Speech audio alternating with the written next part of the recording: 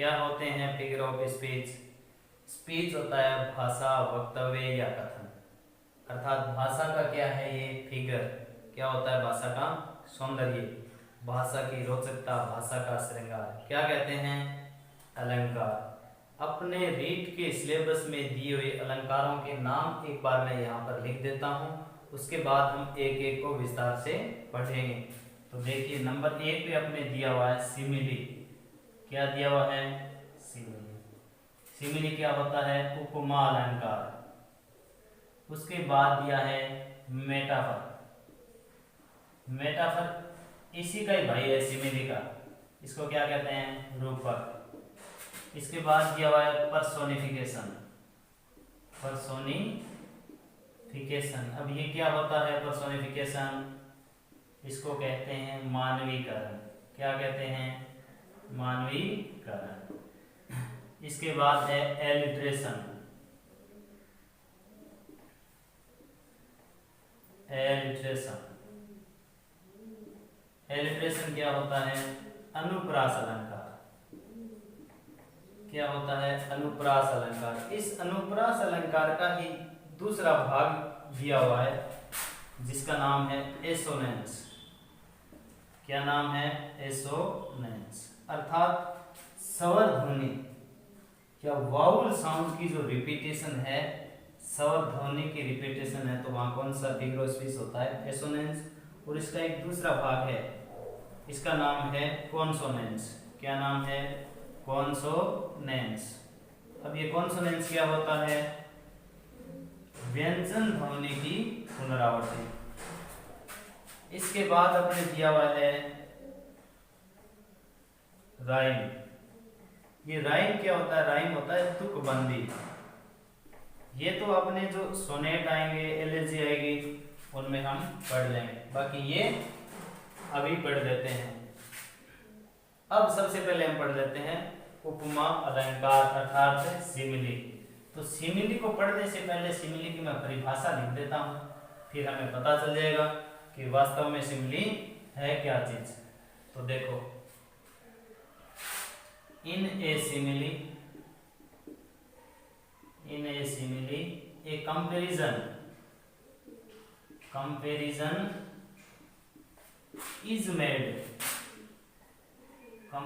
is made between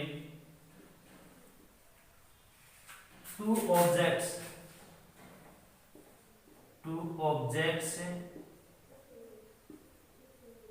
of different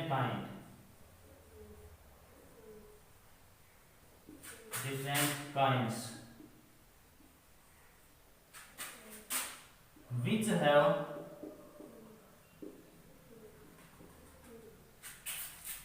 however at least one point of resemblance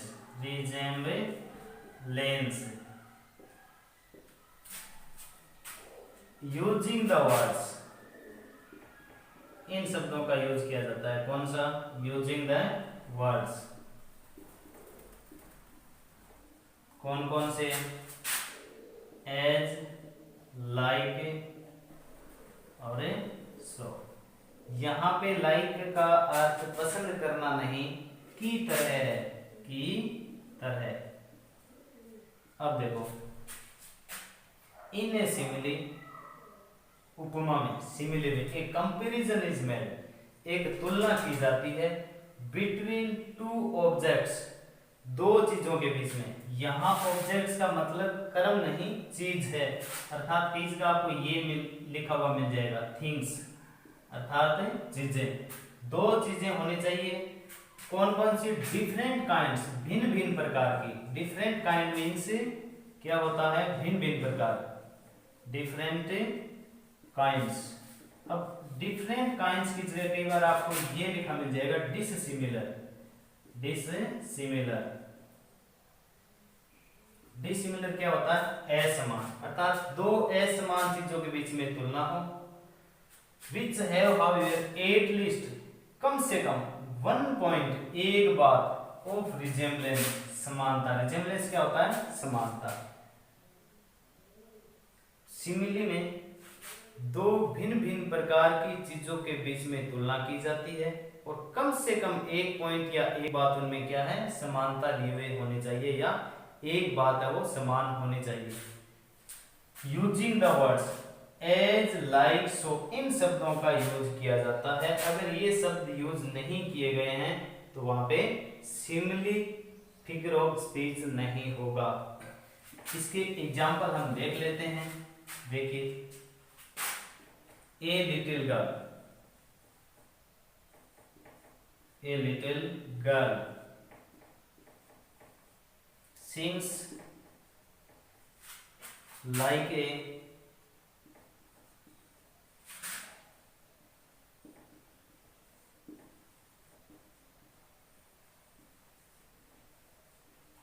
देखो, a little girl एक छोटी बच्ची, sings गाती है, लाइक ए नाइटिंगेल, छोटी बच्ची बुलबुल की तरह गाती है।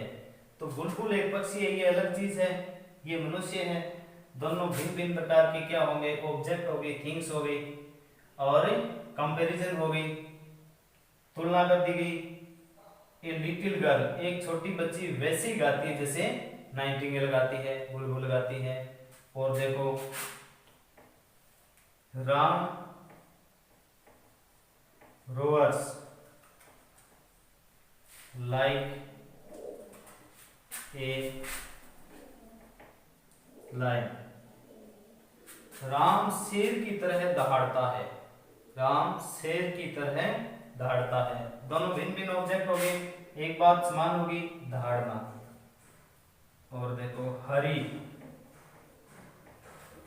रन्स लाइक ए हॉर्स, हरी घोड़े की तरह दौड़ता है, हरी घोड़े की तरह दौड़ता है। इसके बाद देखो,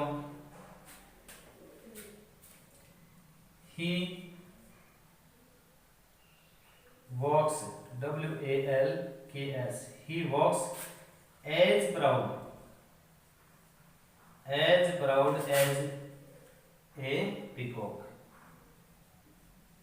वह मोर की तरह गर्व से चलता है, मोर की तरह गर्व से चलता है। तो मोर अलग चीज है, वह अलग चीज है, दोनों में एक समानता है, क्या? दोनों ही क्या चलते हैं? गर्व से चलते हैं। देखो दूसरा,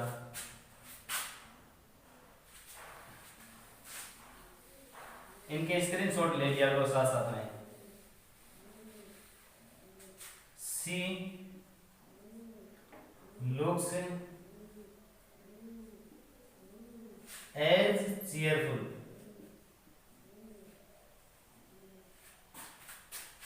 as a rose, वह गुलाब के फूल की तरह खुश दिखाई देती है। और देखो, दाई स्माइल, दाई साहित्यिक लैंग्वेज में आता है, दाई का मतलब होता है तुम्हारी, thy smile is as the dawn, DAWN, dawn of vernal day, तुम्हारी मुस्कान है जो एक बसंत ऋतु के सवेरे के समान है, तुम्हारी मुस्कान बसंत ऋतु के सवेरे के समान बताई है। अब ध्यान देने वाली बात यह है, यदि दो समान चीजों के बीच में तुलना होगी तो वहां कोई फिगर ऑफ स्पीच नहीं होगा, सिमिली नहीं होगी। ये असमान चीजों के बीच में तुलना हो रही है, अगर समान चीजों के बीच में तुलना होगी वहां पे सिमिली नहीं होगी। तो a comparison of two things, मैं लिख देता हूं, a comparison of two things of same kind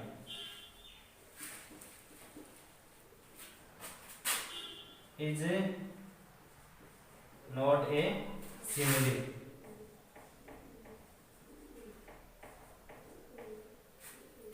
समान प्रकार की चीजों के बीच में तुलना होगी तो वहां पे सिमिली नहीं होगी। कैसे देखो, सी सिंग्स लाइक हर सिस्टर, वह अपनी बहन की तरह गाना गाती है। दोनों समान हो गई, इसलिए यहाँ पे कोई सिमिली नहीं है। अब अपने इस शो के एग्जाम्पल देख लेते हैं। देखो मिटाओ इनको, देखो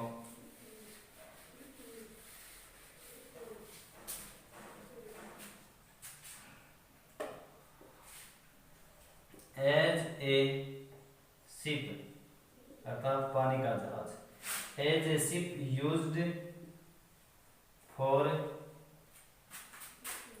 crossing the ocean, so the camel is used for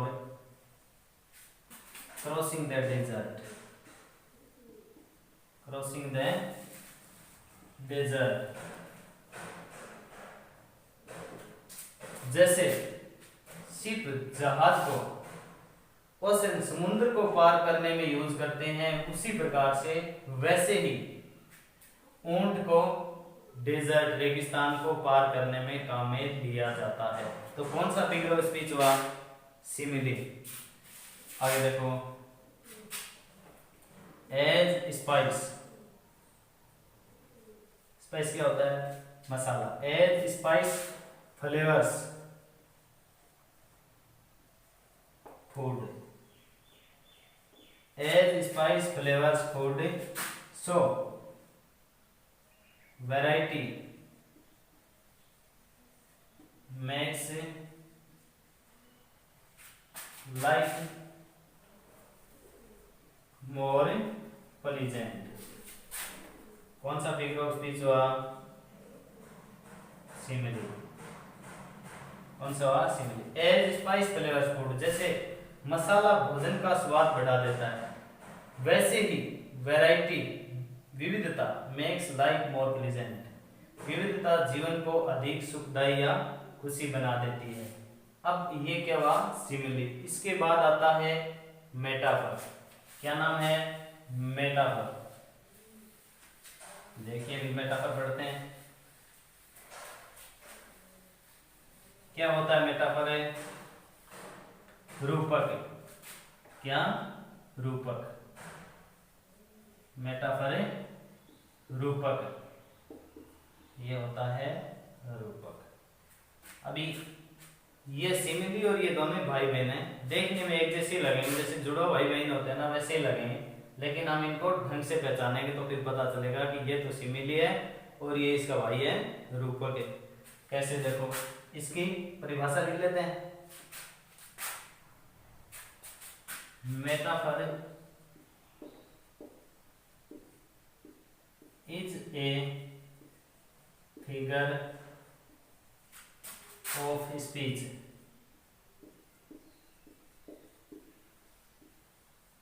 used for transferring the quality, transferring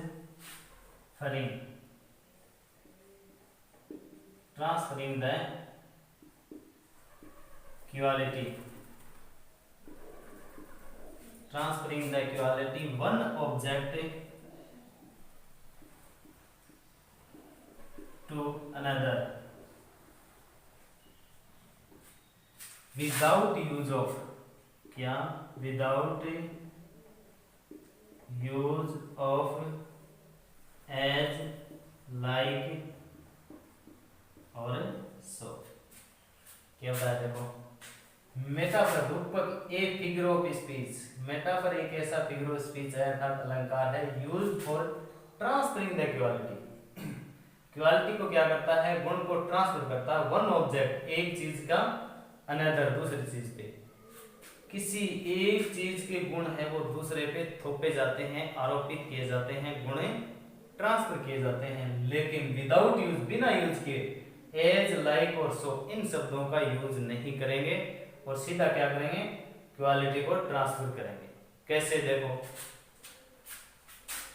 he is a lion, वह एक शेर है। अब ये शेर थोड़ी है, लेकिन क्या कर दिया, क्वालिटी ट्रांसफर कर दी। सिमिली में इसमें फर्क क्या था, सिमिली में इन शब्दों का यूज कर रहे थे, इनमें इनका बिना यूज किए इनडायरेक्ट रूप से क्या हो रही है, कंपैरिजन हो रही है, तुलना हो रही है। और देखो, Maharana Pratap, Maharana Pratap was the lion of Mewar, Maharana Pratap Mewar के शेर थे। क्या कर दिया, क्वालिटी ट्रांसफर कर दी गई। क्या कर दी गई, क्वालिटी ट्रांसफर। इसकी जगह पर ऐसे लिख दिया जाए कि Maharana Pratap, Maharana Pratap was fought, F-O-U-G-H-T, fought in the field like a lion। Maharana Pratap युद्ध क्षेत्र में शेर की तरह लड़े, की तरह लड़े, तो कौन सा फिगर ऑफ स्पीच हुआ, सिमिली। और इसमें क्या बताया है, इसमें लाइक, एज और सो का यूज नहीं किया गया है, तो यहाँ पे कौन सा फिगर ऑफ स्पीच हुआ, मेटाफर। यहाँ तो हुआ मेटाफर। अब मेटाफर में और सिमिली में फर्क इतना है, सिमिली में इन शब्दों का यूज किया जाता है, मेटाफर में इनका यूज नहीं किया जाता है। जैसे देखो, the camel is the ship of desert, ऊंट रेगिस्तान का जहाज है। लाइक, एज का यूज नहीं है और ऊंट को रेगिस्तान का जहाज बताया है, तो कौन सा फिगर ऑफ स्पीच है, मेटाफर है। और देखो, infancy, infancy is the dawn of life, infancy is the dawn of life। शैशवावस्था जीवन का क्या है, उसका काल है, सवेरा है। तो इसके बाद में अपन पढ़ेंगे पर्सोनिफिकेशन। सिमिली में और मेटाफर में केवल फर्क इतना है, सिमिली में एज, लाइक, सो का यूज किया जाता है और मेटाफर में इनका यूज नहीं किया जाता है। अब हम पढ़ेंगे पर्सोनिफिकेशन। पर्सोनिफिकेशन, पर्सोनिफिकेशन क्या होता है, मानवीकरण। क्या, मानवीकरण। अब ये मानवीकरण क्या होता है, अमानवीय चीजों को मानव के रूप में प्रदर्शित किए जाने को ही क्या कहते हैं, मानवीकरण कहते हैं। अब इसकी परिभाषा लिख लेते हैं, उसके बाद इसको समझते हैं। देखिए, personification is a figure of speech, is a figure of a speech in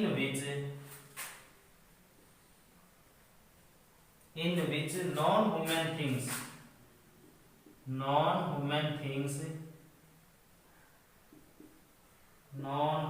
things are spoken of as having the qualities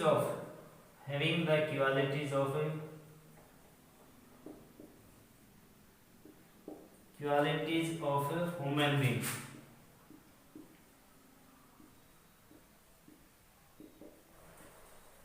देखो, personification is a figure of speech. Personification एक इस प्रकार का फिगर ऑफ स्पीच है अर्थात अलंकार है इन विच जिसमें नॉन ह्यूमन थिंग्स अमानवीय चीजें। अब इस अमानवीय चीजों की जगह आपको कई बार ये लिखा मिल जाएगा एब्स्ट्रैक्ट आइडियाज।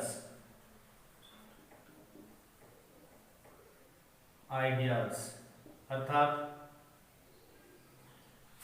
अमूर्त विचार। क्या हुए? अमूर्त विचार। नॉन ह्यूमन थिंग्स की जगह आपको कई बार क्या मिल जाएगा? एब्स्ट्रैक्ट आइडियाज मिल जाएगा और इनएनिमेट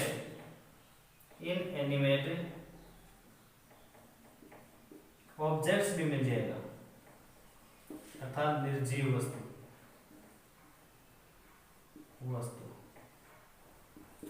निर्जीव वस्तुएं। तो क्या बताया? चाहे तो वो अमूर्त विचार हो, चाहे निर्जीव वस्तु हो या नॉन ह्यूमन थिंग्स हो जो मानव नहीं हो, आर स्पोकन ऑफ बोली जाती हैं as having the qualities of human being. जैसे कि उनमें क्या है? मानव के गुण हैं, मानवीय गुण हैं। तो बात क्या हुई? अमानवीय चीजों को मानव के रूप में प्रदर्शित करने को ही क्या कहते हैं? मानवीकरण कहते हैं। देखिए अब इनके एग्जाम्पल देखिए आप, जैसे द मून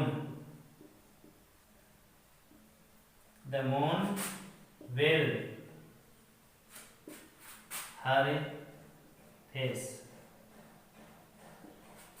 चंद्रमा ने घूंघट निकाल लिया, वेल्ड पर्दा, फेस चेहरे पे, अपने चेहरे पे पर्दा डाल लिया अर्थात घूंघट निकाल लिया। अब ये घूंघट निकालने का गुण किनका होता है? मनुष्य का होता है, मानव का होता है। चंद्रमा को देखा कभी घूंघट निकालते? नहीं देखा।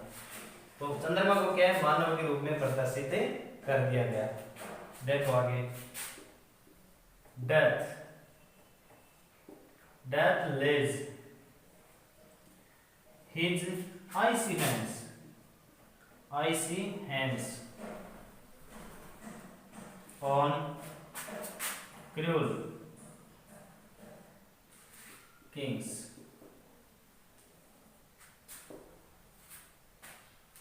Death lays his icy hands on cruel kings। मृत्यु राजाओं पे अपने क्रूर हाथ डालती है। अब मृत्यु है, इसको मनुष्य की तरह क्या कर दिया गया? प्रदर्शित कर दिया गया। कुछ चीजें ऐसी हैं जो मनुष्य नहीं है लेकिन मनुष्य की तरह है, उनको प्रदर्शित किया गया। जैसे आपने सुना होगा, पहले ऐसे कहते हैं कि तारे ना बहुत नीचे होते थे, तारों को हर कोई तोड़ देता था।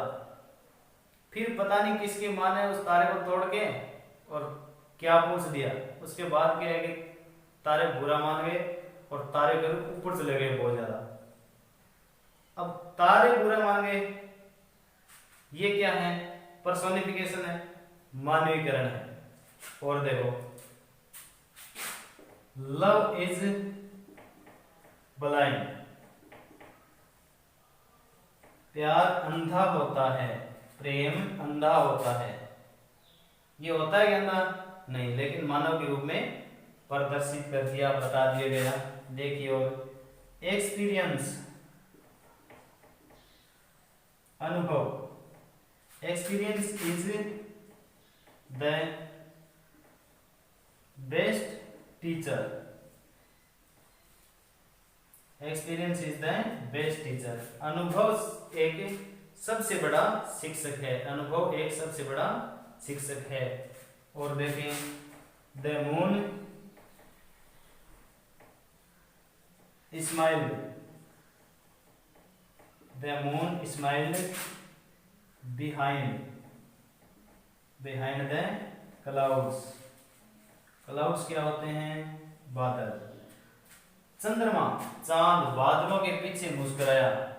इसको आप चंद्रमा ही मानिए, चंद्रमा ही बोलिए, चंद्रमा ही समझिए, चांद नहीं, क्योंकि चांद तो आपको बहुत मुस्कुराते मिल जाएंगे, लेकिन वो क्या है? नॉन ह्यूमन थिंग्स नहीं होंगे। इनका अगर स्क्रीनशॉट लेना चाहते हो तो ले सकते हो।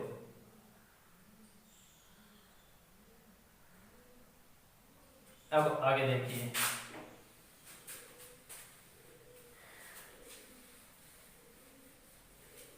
और देख लेते हैं एक example, time and tight, waits for a non. समय अर्थात भगे या समय और ज्वार किसी का इंतजार नहीं करते हैं। अब समय किसी का इंतजार करता है क्या? नहीं करता, लेकिन समय को कभी देखा भी नहीं कि ये समय और ये खड़ा और ये किसी का इंतजार कर रहा है या नहीं कर रहा। इसके बाद हम पढ़ेंगे एलिट्रेशन। क्या? एलिट्रेशन। देखिए एलिट्रेशन क्या होता है।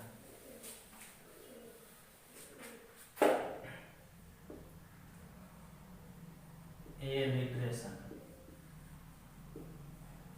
एलिट्रेशन क्या होता है? अनुप्रास अलंकार। क्या होता है? अनुप्रास अलंकार। अनुप्रास अलंकार के दो भाग होते हैं। एक तो होता है जो अपने सिलेबस में दिया हुआ है, एसोनेंस, और दूसरा क्या होता है? कॉन्सोनेंस। कॉन्सोनेंस। अब एलिट्रेशन में क्या होता है? Repetition of sound.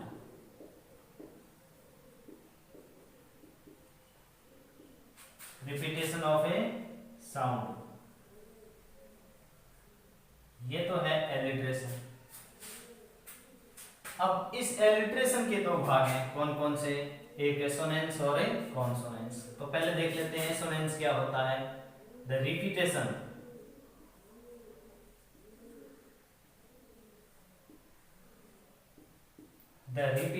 of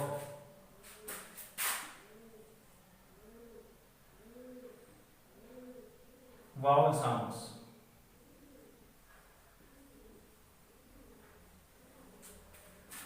अर्थात स्वर ध्वनियों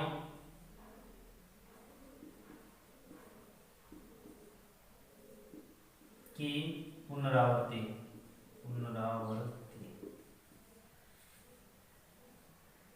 स्वर ध्वनियों की पुनरावृत्ति होती है तो वहां पे कौन सा फिगर ऑफ स्पीच होता है? एसोनेंस। अगर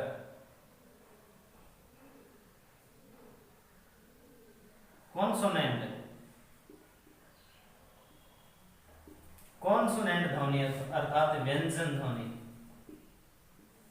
व्यंजन ध्वनियों की पुनरावृत्ति, व्यंजन ध्वनि की पुनरावृत्ति, व्यंजन ध्वनियों की पुनरावृत्ति होती है, वहां पे कॉन्सोनेंट होता है। तो देखें इनके क्वेश्चन कैसे आते हैं। एग्जांपल देखें, the door with dark deep wide path.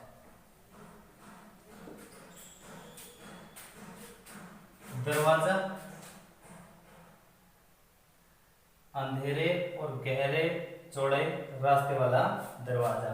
चाहे हमें इसका हिंदी अनुवाद नहीं आए, लेकिन इस प्रकार से अपन अंदाज लगा सकते हैं। क्या? इसमें भी डे की ध्वनि आई है, डे की ध्वनि आई है, डे की ध्वनि आई है। अगर इन दोनों का ऑप्शन में नाम नहीं है, अर्थात इसको आप ये समझिए एलिट्रेशन है। इसके दो बेटे हैं, एक एसोनेंस एक कॉन्सोनेंस। अब इन दोनों का नाम नहीं है तो इसके बाप का नाम आएगा। फिर इसका बाप का नाम क्या है? एलिट्रेशन।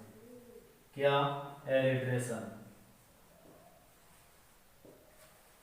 अगर ये नाम नहीं दिया हुआ है, इन दोनों भाइयों का नाम दिया है, तो ये किसका उदाहरण है? कौन सा फिगर ऑफ स्पीच है? तो क्या बताएंगे? डे, डे की ध्वनि आ रही है, मतलब किनकी? कॉन्सोनेंट साउंड आ रहा है, व्यंजन ध्वनि आ रही है।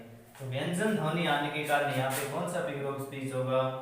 कॉन्सोनेंस। कौन सा होगा? कॉन्सोनेंस। और देखें आगे example, white my mind move, चाहे मेरा दिमाग सरक जाए, खिसक जाए या घूम जाए। Might my mind move.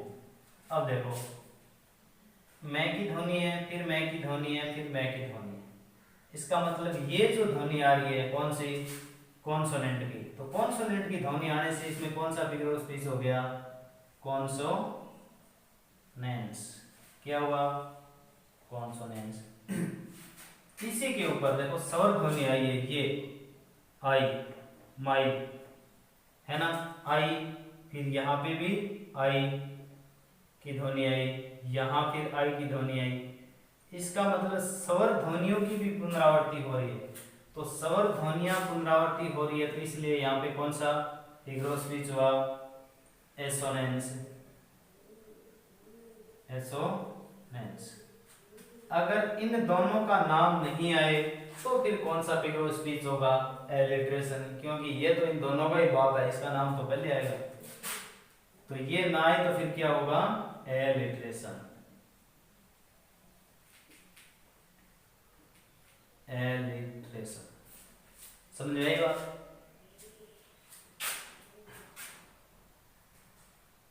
हटा दूं या स्क्रीनशॉट लोगे, देखो आगे।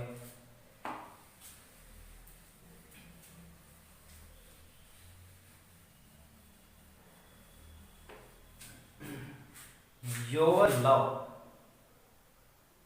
Might minded and white. Your love, तुम्हारा प्यार, तुम्हारा प्रेम, तुम्हारी beloved. Your love might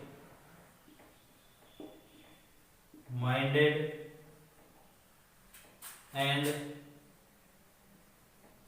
white. देखें, मैं की ध्वनि आ गई, फिर मैं की ध्वनि आ गई, इसका मतलब दो बार व्यंजन ध्वनियों की पुनरावृत्ति होगी। तो कौन सा फिगर ऑफ स्पीच हुआ, कॉन्सोनेंस।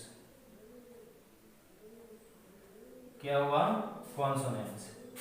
अगर आई की बात आए, इसमें भी आई की ध्वनि है ना, ये भी आई और ये भी आई। इसका मतलब स्वर ध्वनियों की भी पुनरावृत्ति है।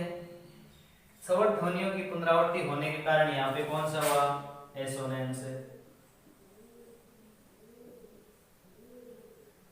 और इन दोनों का नाम नहीं आए ऑप्शन में तो फिर क्या आएगा, एलिट्रेशन। इन तीनों का एक साथ में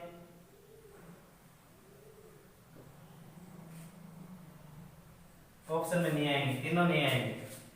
या तो ये अकेला आएगा या इसमें से और ये अकेले आ सकते हैं, अगर आई वाली ध्वनि ना है तो। अगर आई की स्वर ध्वनि भी है, व्यंजन ध्वनि भी है, तो या तो एलिट्रेशन आएगा या नहीं, केवल एलिट्रेशन ही आएगा इसमें, दूसरा आएगा ही नहीं। और देखो, he is happy here. He is happy here, है की ध्वनि आ गई, तो कौन सा हुआ इसमें, इसमें कॉन्सोनेंस हुआ। अगर कॉन्सोनेंस ऑप्शन में नहीं है तो फिर आपको क्या मिलेगा, एलिट्रेशन मिलेगा, क्योंकि ये तो इन दोनों का ही बाप है, फिर एलिट्रेशन मिलेगा। समझ आया अनुप्रास अलंकार क्या होता है। और देखो, इसको मिटा रहा हूं।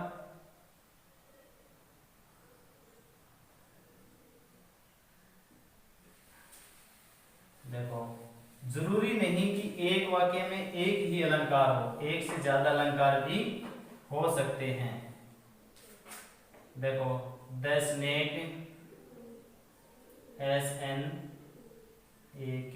The snake slept under A spray.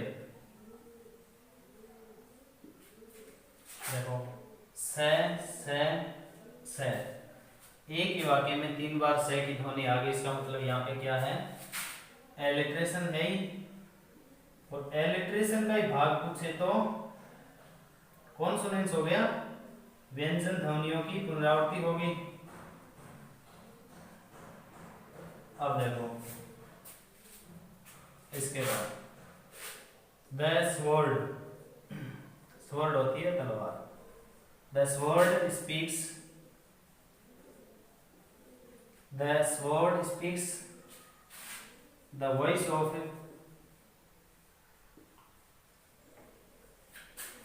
Violence. तलवार है वो हिस्सा की भाषा बोलती है। देखो से और इधर वे की ध्वनि है, ये भी व्यंजन है, ये भी व्यंजन है, तो क्या हुआ, सीधा पूछे और का ऑप्शन ना हो तो फिर क्या होता है, एलिट्रेशन होगा ही। और एलिट्रेशन ना हो, इसके भाग दिए हो तो फिर क्या होगी, व्यंजन ध्वनि है, व्यंजन ध्वनि की पुनरावृत्ति होने के कारण क्या होगा, कॉन्सोनेंस होगा।